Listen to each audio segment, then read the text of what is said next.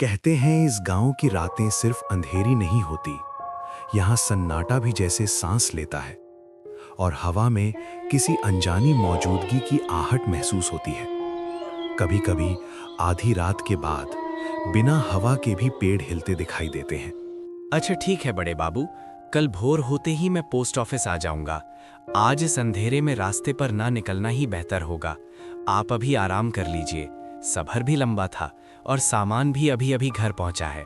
गांव में रात को रास्ते थोड़े सुनसान रहते हैं, इसलिए सुबह उजाला होने पर ही बाहर निकलना अच्छा रहेगा।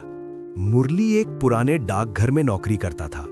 हाल ही में हुए ट्रांसफर की वजह से आज वो अपनी पत्नी सविता के साथ कालीधार नाम के इस अनजान गांव में आया था। जब वे गांव पहुंचे तब रात पूरी तरह उतर चुकी थी। चारों तरफ घना अंधेरा फैला हुआ था, आसमान धुंधला था और हल्का हल्का कोहरा पूरे इलाके में तैर रहा था। अब बताओ तो रात में खाएंगे क्या? तुम चावल तो लाए ही नहीं। हर काम इतनी जल्दी जल्दी में करते हो। एक बार सामान समेटते समय ठीक से देख तो सकते थे। अब बोलो हम क्या करें? घर में और भी कुछ खास नहीं बचा है। इतनी रात को मैं क्या बनाऊं? अरे गलती हो गई मुझसे, इतना सामान था, शायद उसी में ध्यान नहीं गया। तुम गुस्सा मत हो, मैं अभी जाकर देखता हूँ, शायद कहीं कोई दुकान खुली मिल जाए। रात काफी हो चुकी है, बाहर कोहरा भी है, मुझे ठीक नहीं लग रहा। तुम अभी बाहर नहीं जाओ, सुबह तक काम चला लेते हैं तो क्या हो जाएगा। नहीं, तुम चिंता मत करो, मैं जल्दी ही वापस आ जाऊंगा। ज्यादा दूर नहीं जाऊंगा, बस आसपास ही देखता हूँ। अगर दुकान मिल गई तो ठीक, नहीं तो तुरंत लौट आऊंगा। ठीक है, लेकिन जल्दी वापस आना और रास्ते में ध्यान से जाना। गांव नया है, हमें अभी कुछ पता भी नहीं है। हाँ, तुम दरवाजा अच्छे से बंद कर लेना, मैं ज्यादा देर नहीं लगाऊंगा। कुछ मिल गया तो लेकर आता हूँ, नहीं तो खाली हाथ ही वापस आ जाऊंगा। पत्नी को घर पर छोड़ने के बाद मुरली धीरे धीरे कोहरे से ढकी गांव की सुनसान सड़क पर आगे बढ़ने लगा। चारों तरफ फैले धुंध के कारण रास्ता साफ दिखाई नहीं दे रहा था। दूर कहीं रेलवे लाइन की तरफ से कभी-कभी ट्रेन की सीटी की आवाज गूंज उठती, जो सन्नाटे को और गहरा कर देती थी। चलते हुए मुरली के मन में कई तरह के ख्याल आने लगे और वो इस अनजान गांव के अजीब माहौल को महसूस करते हुए आगे बढ़ता चला गया।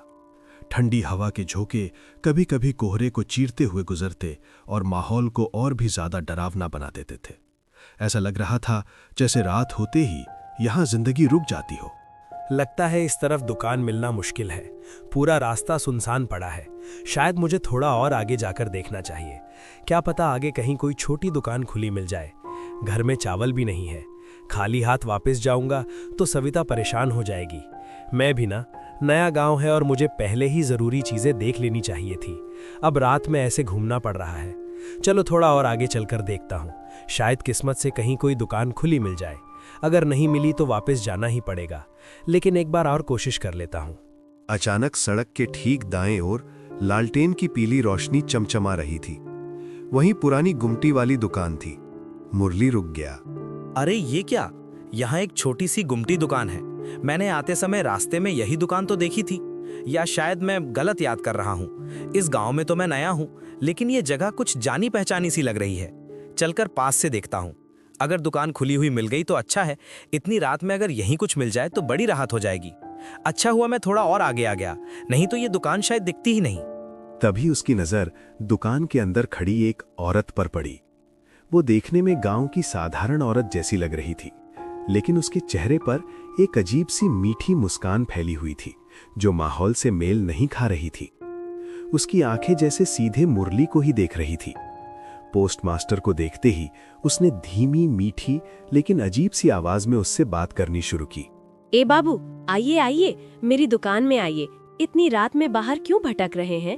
जो चाहिए आराम से मिल जाएगा। यहाँ घबराइए मत, अंदर आइए। अभी दुकान बंद नहीं की है मैंने। गांव में रात को सब जल्दी बंद कर देते हैं, लेकिन मैं थोड़ी देर और बैठती हूँ। बताइए बाबू, क्या चाहिए आपको? चावल, आटा या कुछ और? जो चाहिए निकाल देती हूँ। दुकान के करीब पहुंचते ही मुरली अचानक थोड़ा चौंक गया, जैसे उसे वहां के माहौल में कुछ अजीब सा महसूस हुआ हो। फिर भी हिम्मत करके वो धीरे धीरे आगे बढ़ा और जैसे ही दुकान की दहली पर पहुंचा, उसकी नजर दुकान के बीचों बीच सामने रखे एक पुराने घड़े पर जा टिकी। उस घड़े के चारों ओर काली सी काई जमी हुई थी, जैसे वो बहुत सालों से वहीं रखा हो। घड़े के आसपास की जमीन भी नम और धुंधली सी लग रही थी। मुरली कुछ पल तक उसे देखता रहा। अरे बाबू, जरा सुनिए ना, ये घड़ा रास्ते में रखा है, बार बार पैर लग जाता है। मेरी आंखों में कई दिनों से जलन हो रही है, ठीक से दिखाई भी नहीं दे रहा। आप जरा इसे पैर से साइड कर दीजिए ना, नहीं तो मैं खुद हटा देती, लेकिन अभी ठीक से देख नहीं पा रही। अच्छा, ये घड़ा ठीक है, हटा देता हूँ। वैसे यहाँ बीच में क्यों रखा है? किसी काम का है क्या? अरे नहीं बाबू, पुराना बेकार घड़ा है, कब से पड़ा है, बस फेंकना ही था। आप जरा इसे दूर कर दीजिए, दुकान में जगह भी खाली हो जाएगी।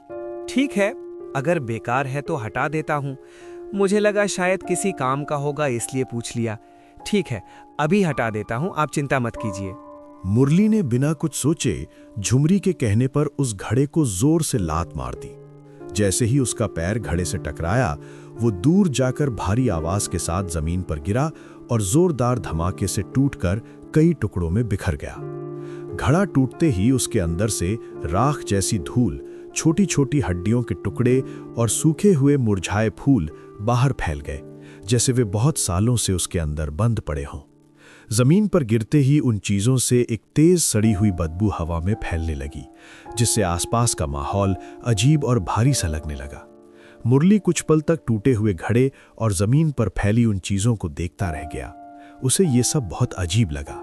ये कैसी बदबू है? और ये जमीन पर क्या बिखरा हुआ है? ये सब क्या है यहाँ? अरे कुछ नहीं बाबू, आप चिंता मत कीजिए। यहाँ आसपास बच्चे खेलते रहते हैं ना, पता नहीं कौन क्या उठाकर फेंक जाता है। मैं तो रोज साफ करती रहती हूँ, लेकिन फिर भी गंदगी हो ही जाती है। बाबू आप बताइए ना, आपको क्या चाहिए? मुझे चावल चाहिए। आपके पास चावल है क्या? मुझे 1 किलो चावल दे दीजिए। हाँ बाबू, है ना, अभी देती हूँ, आप यहीं रुकिए। फिर उसने दुकान के एक कोने से एक पैकेट उठाया, जो बाकी सामान के मुकाबले बिल्कुल नया और चमकदार लग रहा था। उसने धीरे से वो पैकेट मुरली के सामने रख दिया, जैसे वो उसी के लिए पहले से अलग रखा गया हो। उस पैकेट पर धूल का एक भी कण नहीं था, जो इस पुरानी और जर्जर दुकान में थोड़ा अलग सा लग रहा था। मुरली ने बस सामान्य नजर से उस पैकेट को देखा। उसे यह समझ नहीं आया कि इतनी पुरानी दुकान में इतना नया पैकेट कैसे रखा हुआ है। दुकान के अंदर अजीब सी खामोशी बनी हुई थी। अरे बाबू, आपके लिए सबसे बढ़िया चावल दूंगी। लीजिए बाबू, ये चावल रख लीजिए, पैसे नहीं लगेंगे। आपका आना ही मेरे लिए काफी है। अरे पैसे क्यों नहीं लगेंगे? नहीं, मैं तो पैसे जरूर दूंगा। मैं सामान लेकर बिना पैसे दिए नहीं जा सकता। अरे बाबू रहने दीजिए ना, आपसे पैसे लेकर क्या करूंगी? आप बस जब भी जरूरत हो मेरी दुकान पर आ जाइए, आपका आना ही काफी है। जो भी चाहिए हो आप शाम के बाद आकर ले जाइएगा। आप पैसे ले लीजिए। नहीं, ये ठीक नहीं है, सामान का पैसा तो देना ही चाहिए। फिर भी कुछ पल चुप रहने के बाद झुमरी ने फिर से धीमी और बेहद मीठी आवाज में बात करना शुरू किया। उसकी आवाज में ऐसी नरमी थी जो सुनने में तो बिल्कुल साधारण लगती थी, लेकिन जैसे किसी आने वाले खतरे को बड़ी चालाकी से छुपा रही हो वैसी। मेरा नाम झुमरी है, प्यार से मुझे लोग झुमरी दीदी कहते हैं। ठीक है, अभी मैं चलता हूँ, फिर कभी जरूरत पड़ी तो आ जाऊंगा। दुकान से बाहर निकलकर जाते समय जैसे ही मुरली ने एक बार पीछे मुड़कर देखा, उसके पूरे शरीर में अचानक सिन सी दौड़ गई। लालाटेन की हल्की पीली रोशनी में उसे उस औरत की परछाई अस्वाभाविक रूप से बहुत ज्यादा लंबी दिखाई दे रही थी, जैसे वो जमीन पर दूर तक फैली जा रही हो। मुरली ने उस तरफ ज्यादा ध्यान नहीं दिया और जल्दी से चावल का थैला उठाकर वहां से घर की तरफ चल पड़ा। रास्ते भर वो चुपचाप चलता रहा। मुरली को यह पता नहीं था कि अनजाने में कितने बड़े खतरों से बचकर वो घर वापस जा रहा था। रात जैसे तैसे गुजर गई। अगले दिन सुबह होते ही मुरली पोस्ट ऑफिस पहुंच गया। पोस्ट ऑफिस के बाहर ही सरजू काका खड़े दिखाई दिए। उन्होंने मुरली को देखते ही उसे पास बुलाया और जैसे उन्हें उससे कोई जरूरी बात करनी हो। उनके चेहरे पर हल्की गंभीरता थी, जैसे वो कुछ ऐसा बताने वाले हों जो आम बात नहीं थी। उन्होंने धीमी आवाज में उससे कहा, बड़े बाबू, आज मैं शायद थोड़ा जल्दी घर चला जाऊं। इतनी जल्दी क्यों सरजू? क्या हुआ? सब ठीक तो है? तुम अचानक ऐसा क्यों बोल रहे हो? बड़े बाबू, कल रात गांव में एक बहुत बड़ी घटना हो गई। लोग कह रहे हैं कि कई सालों से दबा हुआ पुराना साया फिर से लौट आया है। इसी वजह से गांव में डर का माहौल है। इसलिए सोच रहा था कि अंधेरा होने से पहले घर पहुंच जाऊं। लेकिन ऐसा क्या हुआ कल रात? तुम ठीक से बता क्यों नहीं रहे हो? आखिर मामला क्या है? बड़े बाबू, ऐसी बातें मुंह से निकालना ठीक नहीं माना जाता, अपशकुन माना जाता है। बस आप इतना समझ लीजिए कि हालात ठीक नहीं लग रहे। अगर हो सके तो आप भी आज थोड़ा जल्दी घर चले जाइए, इसी में आपकी भलाई है। ठीक है, अगर बात इतनी गंभीर है तो मैं ध्यान रखूंगा। तुम भी संभल कर रहना, और अगर कुछ और पता चले तो मुझे जरूर बताना। मुरली पूरे दिन किसी गहरी सोच में डूबा रहा। उसे ठीक से समझ नहीं आ रहा था कि उसके आसपास क्या चल रहा है।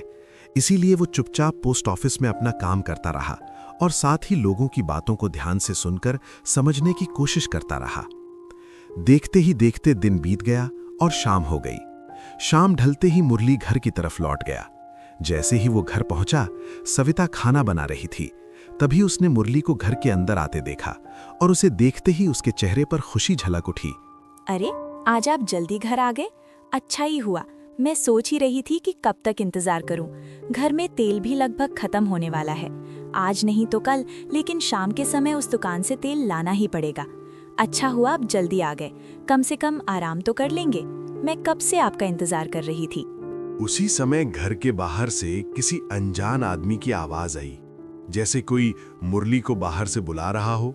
पोस्टमास्टर बाबू हैं क्या? घर पर हैं क्या? मैं गांव से आया हूं, सोचा उनसे मिल लूं। नया नया आए हैं ना, तो जान पहचान भी हो जाएगी। अगर घर पर हों तो जरा बता दीजिएगा, मैं बाहर ही खड़ा हूं।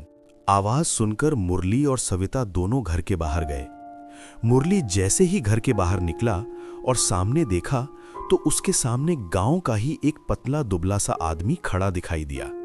उसकी शक्ल से लग रहा था कि वो यहीं का रहने वाला है और किसी काम से मुरली से मिलने आया है। मैं यहीं आपके बगल वाले घर में रहता हूं, सोचा आपसे मिलकर थोड़ी जान पहचान कर लूं। आखिर गांव के इकलौते पोस्टमास्टर आप ही हैं, तो हम लोगों का एक दूसरे को पहचानना भी जरूरी है ना। गांव में कोई नया आता है तो हम लोग मिलकर हालचाल पूछ लेते हैं। अगर आपको यहाँ किसी चीज की जरूरत पड़े या गांव के बारे में कुछ जानना हो तो बेझिझक बता दीजिएगा। हम पड़ोसी हैं तो एक दूसरे के काम आना ही चाहिए। बात करते करते उस आदमी के चेहरे के भाव धीरे धीरे गंभीर होने लगे, जैसे वो अब कोई गंभीर बात कहने वाला हो। बाबू, एक बात कहूं, बुरा मत मानिएगा, लेकिन सांझ ढलने के बाद आप बिल्कुल भी घर से बाहर मत निकलिए। गांव के ऊपर बहुत बड़ा खतरा मंडरा रहा है। खतरा? कैसा खतरा? और तुम इतनी गंभीर बात क्यों कर रहे हो? पहले भी मैंने कुछ सुना था। साफ साफ बताओ, आखिर हुआ क्या था इस गांव में? बाबू, कई साल पहले इस गांव में झुमरी नाम की एक औरत रहती थी। उम्र रही होगी करीब 30-32 साल। देखने में बहुत सीधी साधी लगती थी। रेल लाइन के पास उसकी छोटी सी दुकान थी। उसका व्यवहार इतना मीठा था कि लोग उसे प्यार से झुमरी दीदी कहते थे। उसकी दुकान पर हमेशा भीड़ लगी रहती थी। लेकिन फिर एक दिन अचानक गांव की एक लड़की गायब हो गई। बहुत ढूंढा लेकिन वो नहीं मिली। फिर हर अमावस की रात जवान लड़के लड़कियां गायब होने लगे। 3-4 बच्चे ऐसे ही गायब हो गए। हे भगवान, फिर किसी को शक नहीं हुआ उस पर, या किसी ने कुछ देखा नहीं? एक दिन गांव के ही एक आदमी ने छिपकर देखा कि झुमरी अपनी दुकान के पीछे काला जादू कर रही थी और पास के गांव की एक लड़की बेहोश पड़ी थी। तब गांव वालों को समझ आ गया कि गायब हुए बच्चों के पीछे उसी का हाथ था। गांव वाले गुस्से से पागल हो गए। सबने मिलकर उसे पकड़ लिया और इतना मारा कि वहीं उसकी मौत हो गई। फिर गांव के बुजुर्ग सन्यासी के कहने पर उसी दुकान के पास उसका अंतिम संस्कार किया गया और उसकी आत्मा को बांधने के लिए दुकान के सामने एक मिट्टी की हांडी रखी गई। तो फिर अब डर किस बात का है? अगर वो मर चुकी थी तो? डर इसी बात का है बाबू। करीब 20 साल बाद किसी नासमझ ने वो हांडी तोड़ दी और झुमरी की आत्मा आजाद हो गई। कल रात गांव के एक आदमी को उसने साइकिल समेत उठाकर जंगल में फेंक दिया और उसे जिंदा छोड़कर कहा, जाकर गांव वालों को बता दे, मैं वापस आ गई हूं, अब पूरे गांव को खत्म करूंगी। इसलिए कह रहा हूं बाबू, शाम के बाद घर से बाहर मत निकलिए। उस आदमी की आखिरी बातें मुरली ठीक से सुन भी नहीं पाया, लेकिन अब उसके सामने सच धीरे धीरे साफ होने लगा था। उसे एहसास हो गया था कि वो एक बड़े धोखे का शिकार हो चुका है झुमरी ने अपने मीठे व्यवहार और बातों से उसे भरोसे में लेकर उससे वही करवाया जो वो चाहती थी, और उसी की वजह से वो बंधन से आजाद हो गई थी। अब सीधी बात ये थी कि मुरली की एक गलती की वजह से पूरे गांव पर खतरा मंडराने लगा था। ये सोचकर मुरली का मन भारी हो गया। मुरली समझ गया कि अब इस आदमी को पूरी सच्चाई बताना बहुत जरूरी है, नहीं तो आगे चलकर हालात और ज्यादा खराब हो सकते हैं। उसने गहरी सांस ली और ठान लिया कि अब वो कुछ भी छिपाएगा नहीं। उसे ये भी एहसास हो रहा था कि जो हो चुका है उसे बदला नहीं जा सकता, लेकिन शायद सच बताकर वो आने वाले बड़े खतरे को टालने में मदद कर सके। अब हालात सिर्फ उसके अपने नहीं रहे थे, बल्कि पूरे गांव की सुरक्षा उससे जुड़ चुकी थी। बाबू, आप अचानक इतने शांत क्यों हो गए? क्या बात आपके मन में चल रही है? घबराने की कोई जरूरत नहीं है, बस मेरी बात मानिए।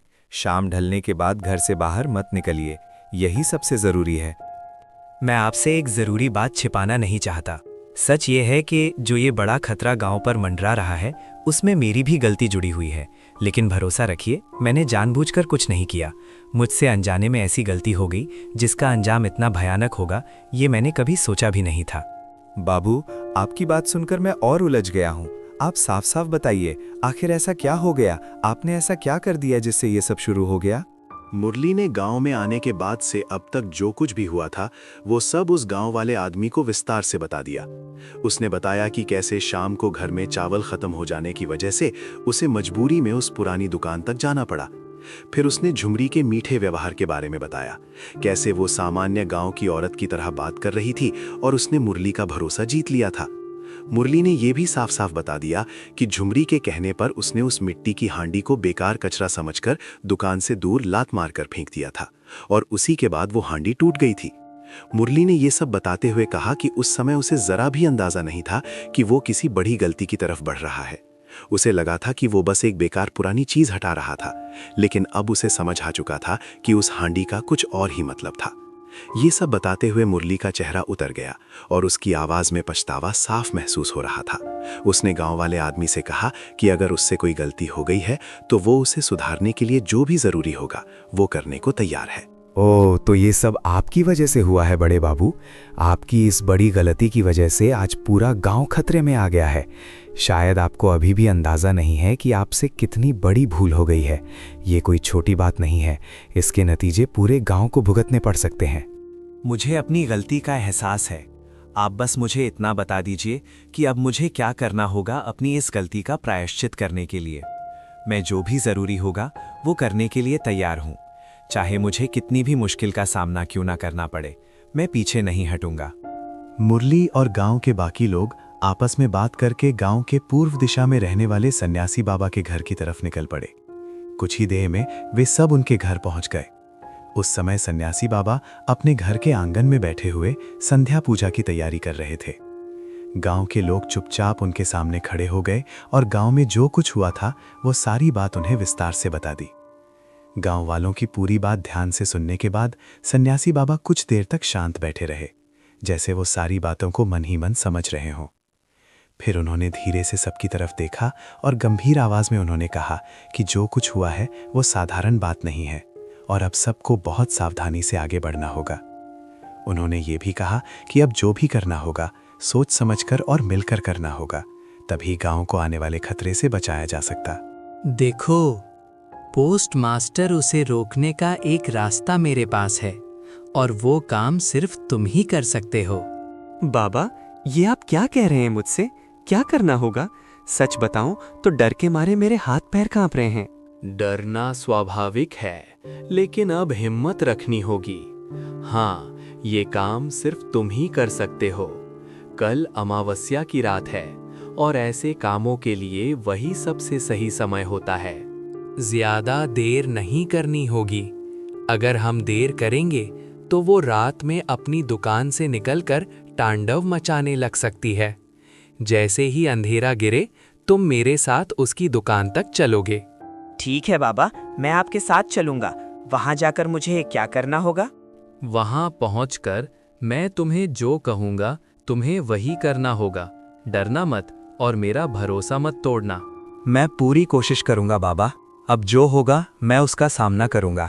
बाकी गांव वाले भी आसपास रहेंगे, लेकिन सब मेरे इशारे का इंतजार करेंगे। अब देर मत करो, अपने घर जाओ और याद रखना, आज रात कोई भी अपने घर से बाहर नहीं निकलेगा। बूढ़े सन्यासी की बात मानकर सभी गांव वाले धीरे धीरे अपने अपने घर लौट गए। लेकिन उसी रात गांव में एक और बड़ी अनहोनी हो गई। गांव के आखिरी छोर पर हफ्ते का इकलौता बाजार लगा हुआ था। रात करीब 9 बजे दुकानदार अपना अपना सामान समेटकर घर लौटने की तैयारी कर रहे थे। तभी अचानक तेज आंधी चलने लगी। हवा इतनी तेज हो गई कि कई दुकानों के टेंट और छप्पर उड़कर दूर जा गिरे और इस अफरा तफरी में कई लोग घायल भी हो गए। कुछ ही पलों में बाजार का पूरा माहौल बदल गया। लोग अपने सामान को बचाने की कोशिश करने लगे, लेकिन तेज हवा के सामने कोई कुछ नहीं कर पा रहा था। चारों तरफ धूल, टूटे सामान और लोगों की घबराई हुई आवाजें गूंजने लगीं। कई लोग जमीन पर गिर पड़े और कुछ लोग अपने परिवार वालों को ढूंढने लगे। उसी तेज हवा के बीच अचानक एक तीखी और डरावनी हंसी गूंज उठी, जो सुनते ही लोगों के रोंगटे खड़े हो गए। वो हंसी जैसे हवा के साथ पूरे इलाके में फैल रही थी। उस हंसी के साथ जैसे कोई भयानक ऐलान भी हवा में गूंज उठा, जिसे सुनकर वहां मौजूद लोगों के चेहरों का रंग उड़ गया।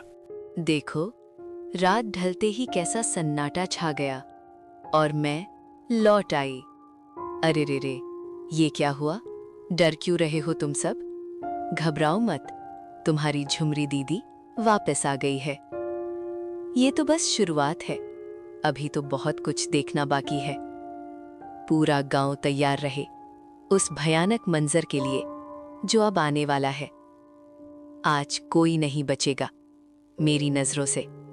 भागो, छुपो, जहां छुप सकते हो छुप जाओ, लेकिन याद रखना, मैं सबको ढूंढ लूंगी। अब ये गांव मेरा है और अब यहां सिर्फ मेरा राज चलेगा। अगले दिन घोर अमावस्या की रात थी। जैसे ही अंधेरा पूरी तरह चारों तरफ फैला, बूढ़ा सन्यासी, कुछ गांव वाले और मुरली पहले से ही उस पुरानी दुकान के पास पहुंच चुके थे। वे सभी चुपचाप वहां खड़े आसपास के माहौल को देख रहे थे, जैसे किसी खास पल का इंतजार कर रहे हों। देखो पोस्ट मास्टर, अब तुम्हें अपना दिल मजबूत रखना होगा। ये काम अब सिर्फ तुम ही कर सकते हो। हमारे पास ज्यादा समय नहीं है।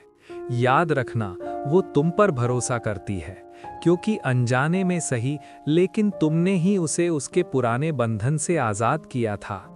तुम दुकान के अंदर जाओगे और उसे बातों में उलझाए रखोगे।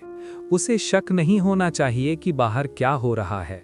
जब तक तुम उसे रोके रखोगे, तब तक मैं दुकान के चारों तरफ सुरक्षा का बंधन तैयार कर दूंगा, ताकि वो वहां से बाहर ना निकल सके।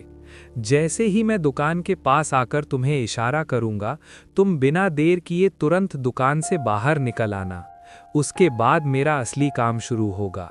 उस समय पीछे मुड़कर मत देखना और जो भी हो डरना मत, बस वही करना जो मैं कहूंगा। सन्यासी की बात मानकर मुरली धीरे धीरे दुकान के अंदर चला गया। मुरली को देखते ही झुमरी के चेहरे पर खुशी साफ दिखाई देने लगी।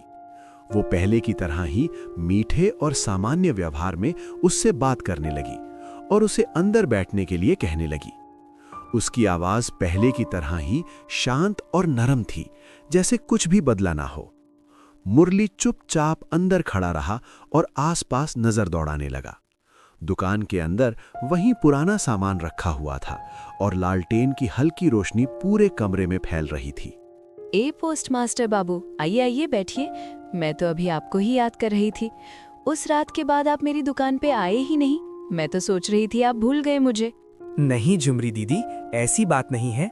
आज मुझे कुछ लेना नहीं है, बस आपसे मन की बात करने चला आया। सोचा थोड़ा बैठकर आपसे सुख दुख की बातें कर लूं। झुमरी बार बार मुस्कुराकर मुरली से बात करने की कोशिश कर रही थी, जैसे वो उसे बिल्कुल सहज महसूस कराना चाहती हो। अरे ये तो बहुत अच्छा किया आपने। मन परेशान हो तो यहाँ चले आया कीजिए। शाम के बाद तो मैं यहीं रहती हूँ, आप बेझिझक आ सकते हैं। ठीक है दीदी, अच्छा लगता है आपसे बात करके। सोचा आज थोड़ा बैठकर दिल हल्का कर लूं। मुरली जानबूझकर झुमरी को बातों में उलझाए रखता है ताकि उसका ध्यान इधर उधर ना जाए। उसी दौरान बाहर खड़े सन्यासी चुपचाप दुकान के चारों तरफ अपना बंधन पूरा कर देते हैं। बंधन पूरा करने के बाद सन्यासी अचानक सामने आ जाते हैं। सन्यासी की आवाज सुनते ही दुकान का माहौल एक पल के लिए जैसे थम सा जाता है। मुरली तुरंत उनकी तरफ देखने लगता है, जबकि झुमरी के चेहरे के भाव धीरे धीरे बदलने लगते हैं। उसी पल ऐसा लगता है जैसे दुकान के अंदर की हवा अचानक भारी और ठंडी हो गई हो। पोस्ट मास्टर, घेरा पूरा हो चुका है। अब एक पल की भी देर मत करो, तुरंत दुकान से बाहर निकल आओ। जल्दी करो, समय बहुत कम है। बाहर आकर मेरे पास खड़े हो जाओ। अब आगे का काम मैं संभालूंगा। सन्यासी की तेज आवाज सुनते ही मुरली एक झटके में दुकान से बाहर आ गया और तेजी से जाकर सन्यासी के पास आकर खड़ा हो गया। उसी समय सन्यासी लगातार मंत्र पढ़ते हुए अपने साथ लाया हुआ गंगाजल दुकान की तरफ छिड़कने लगे। गंगाजल की बूंदें जैसे ही दुकान और दरवाजे पर गिरी, वहां का माहौल अचानक बदलता हुआ सा महसूस होने लगा। सन्यासी बिना रुके मंत्र पढ़ते रहे और पूरे दरवाजे और आसपास की जमीन पर गंगाजल छिड़कते रहे। आसपास खड़े गांव वाले चुपचाप ये सब देख रहे थे। उस समय हवा भी जैसे धीमी हो गई थी और चारों तरफ अजीब सा सन्नाटा फैल गया था, जैसे कुछ होने वाला हो। कुछ ही पलों में दुकान के अंदर से हल्की सी आवाजें आने लगी, जिससे वहां मौजूद सभी लोग और ज्यादा सतर्क हो गए। झुमरी, क्या तुमने सच में ये सोचा था कि मैं तुम्हें रोक नहीं पाऊंगा? जब तक मैं जिंदा हूं, इस गांव का कोई भी अनिष्ट तुम नहीं कर पाओगी। इस बार मैं ऐसा बंधन करूंगा कि तुम चाह कर भी यहां से बाहर नहीं निकल पाओगी। तुम्हारी शक्ति यहीं थम जाएगी और इस बार तुम्हें कोई भी इस जगह से आजाद नहीं करा पाएगा, चाहे वो कितनी भी बड़ी शक्ति क्यों ना हो। उसकी आंखें भड़क उठी और उसका चेहरा गुस्से से दमदमाने लगा। वो तेज गुस्से में फुफकारती हुई जोर से चिल्लाई और उसकी आवाज पहले से बिल्कुल अलग और डरावनी लग रही थी। सन्यासी, तुमने मेरे साथ धोखा किया है। अगर मैं यहाँ से आजाद हो गई तो सबसे पहले तुम्हें ही खत्म करूंगी। तुमने सोचा तुम मुझे हमेशा के लिए रोक लोगे? मैं वापस आऊंगी और तुमसे इसका हिसाब जरूर लूंगी। और तू पोस्टमास्टर, तुमने भी मेरा भरोसा तोड़ा। मैंने तुम्हारा कभी बुरा नहीं किया, फिर भी तुम इन लोगों के साथ मिल गए। मेरे मीठे व्यवहार का यही बदला दिया तुमने। याद रखना, सन्यासी के बाद तुम्हारी बारी होगी। चाहे तुम कहीं भी छुप जाओ, मैं तुम्हें ढूंढ निकालूंगी और तुम्हें बहुत दर्दनाक मौत दूंगी। सन्यासी इशारे से 4-5 और गांव वालों को बुलाता है। सबको मंत्र सीखकर साथ में जप करवाता है। अचानक झुमरी का शरीर और उसके दुकान में एक भयानक आग भड़क उठती है। उसकी चीखें धीरे धीरे हवा में घुल जाती हैं। झुमरी बहुत ही दर्दनाक और फटी हुई आवाज में चीखने लगती है। उसकी आवाज दूर तक गूंजती है, जिसे सुनकर वहां खड़े गांव वालों के रोंगटे खड़े हो जाते हैं। कुछ ही देर में आग और तेज होकर सब कुछ अपनी लपटों में समेट लेती है। जब आग शांत होती है तो वहां कुछ भी नहीं बचता, मानो वहां कभी कोई दुकान थी ही नहीं। सन्यासी धीरे धीरे आगे बढ़ते हैं और बची हुई राख, हड्डियों के टुकड़े और सूखे फूलों को इकट्ठा करते हैं। फिर वो एक नई मिट्टी की हांडी लाते हैं और उन सभी चीजों को उसमें रख देते हैं। उसके बाद वो हांडी को जमीन में दबाकर ऊपर से मिट्टी डाल देते हैं। इसके बाद सन्यासी वहां एक बरगद का छोटा सा पौधा लगा देते हैं। अब इसकी आत्मा फिर से बंधन में आ चुकी है। यहाँ जो बरगद का पौधा लगाया गया है, यही इसका पहरा बनेगा। जब ये बरगद बड़ा और मजबूत पेड़ बन जाएगा, तब कोई इसे काटने की हिम्मत नहीं करेगा। जब तक ये बरगद यहाँ खड़ा रहेगा, तब तक झुमरी की आत्मा भी इस जगह से बाहर नहीं निकल पाएगी। इसलिए इस पेड़ की रक्षा करना, यही पूरे गांव की सुरक्षा है। उसी रात जब सब कुछ शांत हो गया तो सभी गांव वाले थोड़ा निश्चिंत होकर अपने अपने घर लौट गए। हर किसी के मन में डर तो था, लेकिन साथ ही ये भरोसा भी था कि अब खतरा टल चुका है। कुछ दिनों बाद गांव वालों ने मिलकर उस जगह के चारों तरफ एक मजबूत दीवार खड़ी कर दी, ताकि जब तक बरगद का पौधा बड़ा और मजबूत ना हो जाए, तब तक कोई वहां ना जा सके। गांव के बुजुर्गों ने सबको सख्त हिदायत दी कि उस जगह के पास कोई ना जाए। धीरे धीरे समय बीतने लगा और बरगद का पौधा भी थोड़ा थोड़ा बढ़ने लगा। गांव वाले समय समय पर दूर से उस जगह को देखते रहते थे, लेकिन कोई भी दीवार के अंदर जाने की हिम्मत नहीं करता था। उस घटना की याद गांव वालों के मन में हमेशा बनी रही और लोग उस जगह को डर की नजरों से देखने लगे।